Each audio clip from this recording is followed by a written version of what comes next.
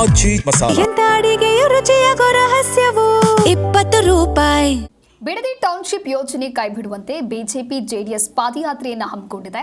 ಈ ವೇಳೆ ನಮ್ಮ ಪ್ರತಿನಿಧಿ ಜನಾರ್ದನ್ ಹೆಬ್ಬಾರ್ ವಿಪಕ್ಷ ನಾಯಕ ಆರ್ ಅಶೋಕ್ ಜೊತೆಗೆ ಮಾತನಾಡಿದ್ದಾರೆ. ಏನು ಹೇಳಿದ್ದಾರೆ ಬನ್ನಿ ನೋಡೋಣ. ವಿರೋಧ ಪಕ್ಷ ನಾಯಕರಂತ ಆರ್ ಅಶೋಕ್ ಅವರು ನಮ್ಮ ಜೊತೆಲಿದ್ದಾರೆ. ಇವತ್ತು ಅವ್ರನ್ನ ಮಾತಾಡಿಸ್ತಾ ಹೋಗ್ತೀನಿ ಇವತ್ತಿನ ಪಾದಯಾತ್ರೆ ಬಗ್ಗೆ. ಸರ್, ಇವತ್ತಿನ ಪಾದಯಾತ್ರೆ ಬಗ್ಗೆ ಮೊದಲನೇ ರಿಯಾಕ್ಷನ್ ನಿಮ್ದು ಏನು ಹೇಳ್ತೀರಿ ಸರ್? ಪಾದಯಾತ್ರೆ ಸರ್ಕಾರದ ರೈತ ವಿರೋಧಿ ನೀತಿ, ಇಡೀ ಕರ್ನಾಟಕದ ರೈತ ವಿರೋಧಿ ನೀತಿಯಾಗಿ ಅಕ್ವಿಜೇಷನ್ ಮಾಡ್ತಾ ಇದ್ದಾರೆ. ಫಲವತ್ತಾದಂಥ ಭೂಮಿಯನ್ನು ಅಕ್ವಿಜೇಷನ್ ಮಾಡೋ ಮುಖಾಂತರ 33,000 ಕೋಟಿ ಹಣ ಲೂಟಿ ಹೊಡೆಯೋಕ್ಕೆ ಒಂದು ಸ್ಕೀಮ್ ಹಾಕೊಂಬಿಟ್ಟಿದ್ದಾರೆ. ಅದರ ವಿರುದ್ಧವಾದಂಥ ಹೋರಾಟ.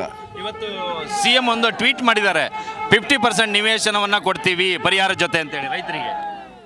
ಈ ನಾಟಕಗಳು ಭಾಳ ನೋಡ್ಬಿಟ್ಟಿದ್ದಾರೆ ಜನ. ಈ ನಾಟಕಗಳೆಲ್ಲ ಬೇಕಾಗಿಲ್ಲ. ಅಕ್ವಿಜೇಷನ್ ಕೈ ಬಿಡಬೇಕಷ್ಟೇ. ನಾವು ಹೇಳಿದ್ದೀರಿ ಬಿಡ್ತೀರಿ ಅಂತ. ಅಸೆಂಬ್ಲಿಯಲ್ಲೂ ಇದ್ರ ಬಗ್ಗೆ BJP ಮತ್ತು JDS ಎರಡೂ ಹೇಳಿದ್ದಾರೆ, ನಾವು ಯೋಜನೆ ಮಾಡಲ್ಲ ಅಂತ. ಅದಾದರೂ ಹಠ ಹಿಡಿದು ಮಾಡಿರೋವಂಥದ್ದು ಸರಿಯಲ್ಲ. ಈ ಪಾದಯಾತ್ರೆ ಜೊತೆಗೆ ಸದನದ ಒಳಗಡೆ ಹೋರಾಟದ ಬಗ್ಗೆ ಸರ್ ಮಾಡ್ತಿರೋ ಹೋರಾಟ. ಇದು ಆರ್ ಅಶೋಕ್ ಅವರು ಹೇಳಿರುವಂಥ ಮತ್ತು ಕ್ಯಾಮ್ರಾ ಪರ್ಸನ್ ಯಶಸ್ ಜೊತೆ ಜನಾರ್ದನ ಹೆಬ್ಬಾರ್, ಜಿ ಕನ್ನಡ ನ್ಯೂಸ್, ರಾಮನಗರ.